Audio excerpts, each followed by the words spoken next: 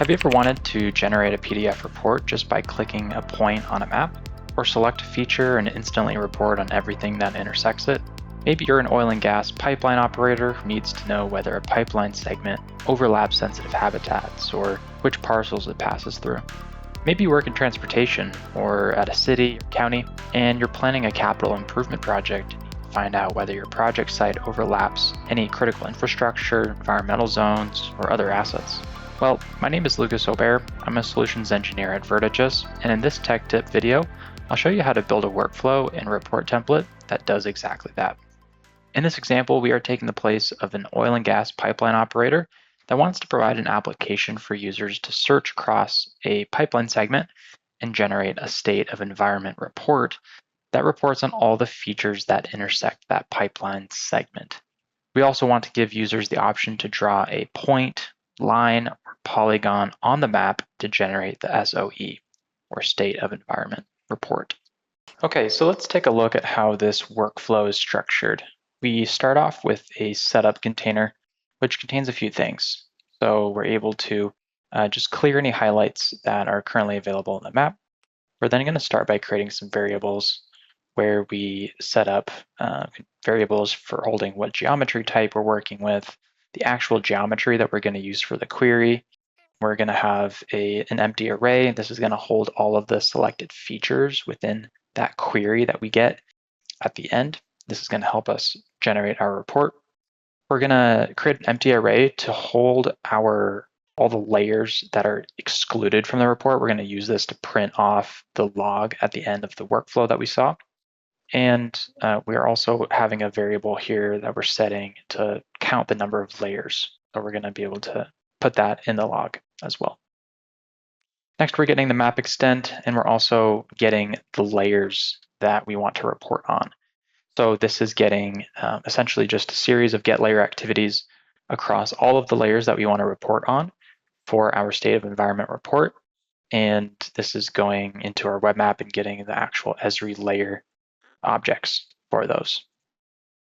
Next, what we're going to do is create an object here. This is going to be a JSON object holding those layers that we just got in the previous container. So I'm setting up the key here for each of these layers. I'm giving them the names here. So we'll be able to print this off in the log. So for logging purposes, this is how we're structuring the data. And we're also going to be able to pass this through into our report as well. So we're setting up this object, basically have the layer name and then the actual layer object as the value here. And then next, what we're doing is setting up an object that's going to hold the actual JSON for the report data source. So for this specific kind of report, where the data source in the report will not be a feature service, it won't be like a SQL table, but it'll actually be a JSON structure that we're going to pass. And we'll take a look at that in a few minutes here. But essentially what I've done here is just structured this with the layer name and then an empty array to hold all of the features that we'll get when we actually do the query given our geometry. So we'll see how this all comes together in a few minutes. So we set all those up. Next, we're going to present a form to the end user to enter in their search criteria. So we're giving them the option to run a feature search or a geometry. There's a change event on this so that it shows the specific feature or geometry form sections. So if they select feature search, they're going to be able to see this feature search form element. So they're going to have the layer dropdown that we're presenting for the end user, and then they're getting the autocompletes for those layers. So if they select pipeline segment, for example, we have a change event in here that's going to show the pipeline segments autocomplete, as we can see here. So this is actually showing the pipeline segment autocomplete. And based on that, right, so if we select geometry as well, it's going to show the geometry segment here, and then we'll be able to enter in our geometry. Now, based on our input from the selection form, we're going to set the geometry variable that we have set up in our setup container, right? And so we're going to start with an if statement, and we're going to actually check to see what we've selected in the select form. So if we've selected feature, then we're going to move into this branch of the workflow, and we're going to query the pipeline segments layer, and we're going to run our where clause. So we're going to check to see if the application determination number equals what we've entered within our autocomplete for that specific field, the application determination number. And we're also going to check for a specific segment number. Now, based on your specific layer, you're going to modify this where clause based on whatever autocomplete you've set up in the previous form. So this will be different in your production environment. Based on our where clause, we want to return the geometries because we're going to actually use these geometries from the pipeline segments that we're getting, and we're going to set those into our geometry variable. So the next activity here is we're getting the feature set geometries. So we're passing that in through here, and then we're going to set our geometry variable that we've set up, that we initialized at the beginning of the workflow here, and we're going to pass in that feature set geometries that we're getting from the query. And next, what we're going to do is actually convert these features that we've gotten from the query here. We're going to convert those from Esri graphics to VertiGIS features. What this allows us to do is actually add a highlight. So once they're enabled as VertiGIS features, we can run VertiGIS commands on them. So we're going to add a highlight to that pipeline segment, and we're also going to project those geometries that we've gotten, and we're going to merge those, right? So if we have multiple pipeline segments that were returned, we're going to make those into a single geometry, and we're going to use this later on for our layer query, where we're going to query across all the different layers that intersect that feature or set of features that we've returned. So if we've selected geometry and we've provided the end user to select a point, a rectangle, or a polygon, we're going to simply set the geometry variable to the geometry picker geometry. So essentially, within the point geometry picker, I'll go back here and go to selection type and navigate down to this radial button. Each of these has a change event, so it's going to show, if we select point, it's going to actually show this point geometry picker. Then we can reference the geometry based on this geometry picker. So same thing for the rectangle, it's another geometry picker. If we select polygon here, the polygon geometry picker will come up. So here in my workflow, I'm essentially setting it up. So if I've selected rectangle, we're going to use that geometry from that geometry picker, and we're going to pass that in, and we're going to set our geometry variable with that. We're going to then do the same thing, project the geometries, and do a union on those to create a single geometry if multiple were returned there. Next, what we're going to do is actually zoom in to the geometry that we set. So we've done the highlight, we've zoomed in, and next is when we're going to actually query all of the intersecting layers. This is where we set up a for each loop across all of our layers in our layers object here. So we set up this variable, natural resource review layers. All this is the state of environment report layers, all the layers that we want to include in our report. And if you remember, this is what that variable looks like. Go to setup and go to this. So this is what we're looping through. We have our layer names and our layer objects, right? And so when I go back to our for each loop, we're going to loop through each of those layers, and we're going to actually try to query all of the intersecting layers. So within this try sub workflow, we are going to query the current layer that we're looping through. And for this, the for each one dot item, this is the result of that get layer activity. So it's an Esri layer object that we're using here. So we're looping through the first layer, and we're getting all of the features within that layer where the geometry is equal to the geometry that we set in our selection form. We don't need to return any more feature geometries because we're not actually using that in our report. All we want is the actual attributes to include in our state of environment report. So we're getting all of those fields and we're returning those. Next, we're checking to see if any features were actually returned. So if any features were returned, then what we're going to do is increase the layer count property, which we've set to 0 right at the beginning of the workflow. We're going to use this to just keep track of how many layers have actually been intersected on the geometry that we've selected. If we don't have any features that were returned, we'll add the layer name to the excluded layers array. So we're going to get this long list of layers that were not intersected. We're going to use that for the log at the end of the report. Next is we're going to set the natural resource review JSON. This is our report data source. And we're going to set the layer key here, the for each one dot key will represent the layer name.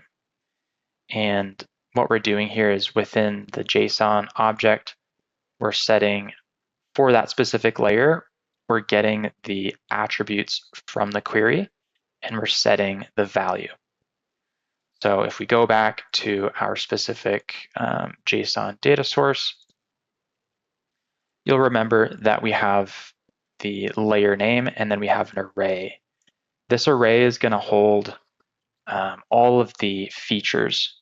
So we're going to have, if we return, let's say 3 different geophysical lines, we'll have 3 different objects containing all the different fields, right? And we'll take a look at what this looks like after we run the report here. But this will include an object containing all of the fields and the attributes for each of these features. So what we're doing in that expression there is making sure that we're setting and we're filling out this report JSON, this data source with all of the features and all of the attributes that were returned from that specific layer that intersected.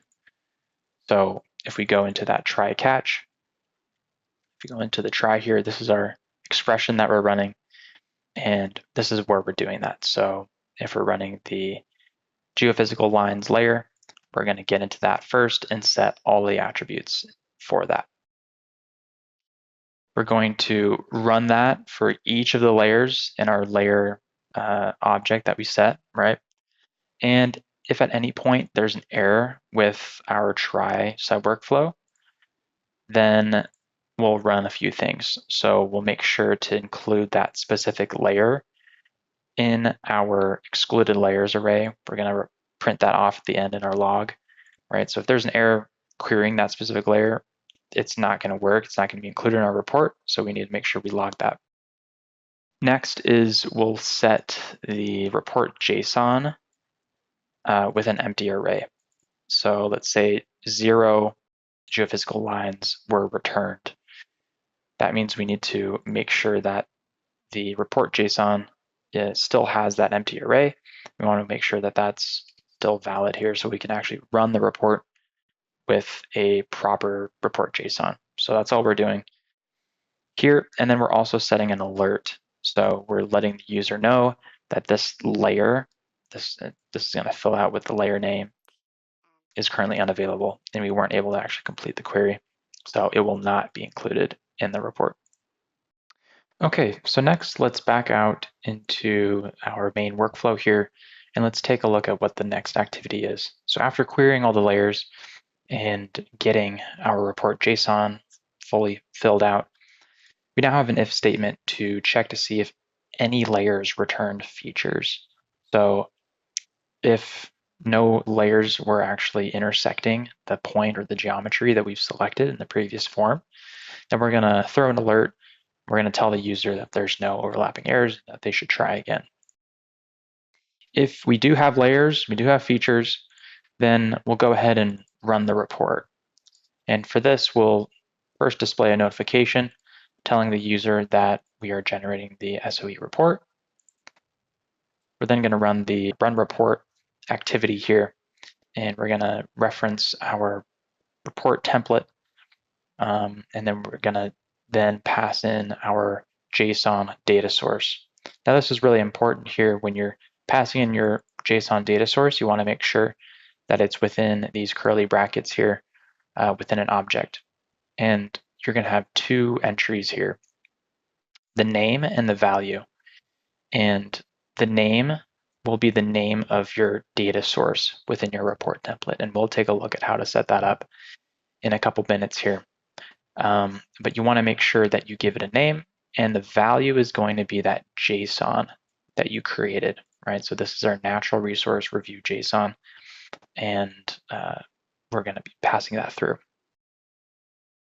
After the report generates, we're going to provide another notification giving the user the hyperlink to that PDF report. And then after that's done, we're going to then display a form showing our log, and that's going to show all of the layers that were not included in the actual report there. And so we're checking here in this if statement, if we have items in our excluded layers array, this is where we're keeping track of all of our excluded layers, then we're actually going to pass a notification and pass a entry in our description within the form here, giving it the following layers that were excluded. So this expression here actually concatenates all of those entries within the excluded layers array, and it will actually make it a nice readable list, bulleted list, in fact. So let's go ahead and navigate back to the application, and let's take a look at what the JSON looks like and then how to set up the report template next. All right, so we are back in our application here, and I've just run the report. You can see that our log has displayed here with the 3 layers that were not included in the report. On the right here, we have our developer console, which we can see our run report activity firing off here. If I go to this output, we can see that we're actually getting the link there to the report.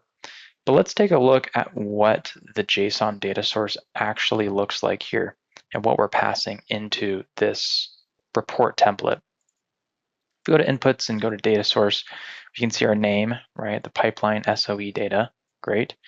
And the value here, this is what we want to take a look at. So we can see that there weren't any facility point locations, right? It's an empty array. That's why we have it in our log here. Now let's go to forest tenure road section line. So we have 6 features that intersect this pipeline here highlighted in pink.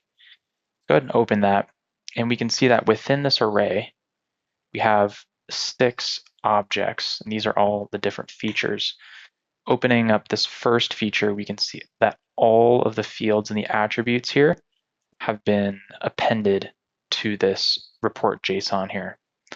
And so this is what it's going to look like for each of these features here within this specific layer. We navigate to another layer here. Let's open up road segments. We have just one feature returned for here. And then we can see all of the fields, attributes returned for this specific road segment. So this is going to be great information. This is what we're going to use in our report template. Okay, so next what we're going to do is right-click on the value object. We're going to copy this.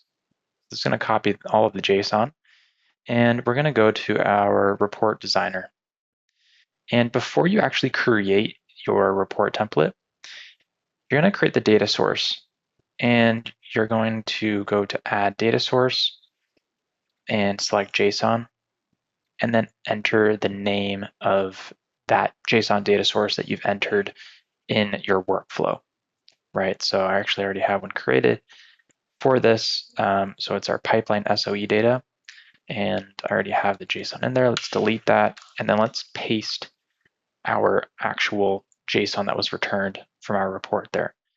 So what this is doing is it's telling the report designer the schema of the data source that you plan on using for your report.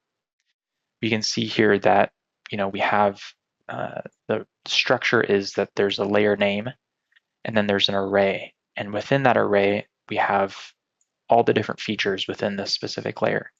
This is the first feature with all of the fields. Now we have the second feature, and then with the third feature, fourth feature, and so on. And now I want to draw your attention to when there are layers that don't have any features included. And if you want to report on these, you want to make sure that you include the schema for these. What you could do is manually enter in the schema for this specific layer, right? And then you can manually add the field names, right? Let's say field 1, and then give it the type of what that field is. So it could be like a string, it could be a number, right? So let's make it a 0 for now. And you would keep doing that, right? And then you would go to field 2, do the same thing. You want to make sure that you're telling the report designer what the schema is for this specific data source. Now, if you already know what that is, great, you can manually do this or copy paste from somewhere. What I recommend is running the report until there is features returned for these specific layers. That way you can just copy and paste from the developer console here, right? So if there's features returned, fantastic, we can just copy this value and then paste it back into the report designer. Again, that makes sure that the report designer knows the schema of the data source that you want to report on. So this is great. At this point, you would hit save. I've already created one before this video here, so let me go ahead and open that up and just show you, for example, for the wildlife habitat areas, I did find some features that were returned. That's great. I included what the schema could potentially look like. Okay, so at this point, we can go ahead and create the report template. So in this report template, we have the detail band containing several subreports. Each subreport is going to contain the features for a given layer. So we have a subreport for the geophysical lines layer, pipeline segments layer, road segments layer, and so on. And navigating into each of these subreports, we can see what these are made of. So within each subreport, we have a table, and we have the title of the layer, as well as some attributes that we want to report on. So we have the field names for the application number, the program name, and the proponent. What I'm doing here in each of these cells is I'm running an expression. I'm checking to see if this application number, for example, is null or is empty. If that's true, then I'm going to write no value. And if that's false, in other words, if there is an application number within this specific feature, I'm going to actually display that application number. So that's all this expression is doing. Just a little bit of validation to make sure that we have a report that's readable, right? That doesn't end with an error for the end user. And I'm just doing the same thing for each of these fields. So I'm going into the program name, checking to see if there's data there. If so, then I'm printing the program name, and so on. This expression here, not required, but all this is doing is checking to see if any features were returned for this entire layer. And if no features were returned, we're giving the user a note here. We're writing it in red so it's noticeable, and we're saying that there's no overlapping features. And backing out, I can see that I'm doing the exact same thing for all of these other reports here, these subreports. I'm going through, adding in the fields that I'd like to report on, and then adding an expression here to actually display that specific attribute. We can see here that within each of these subreports, we have a data source set up.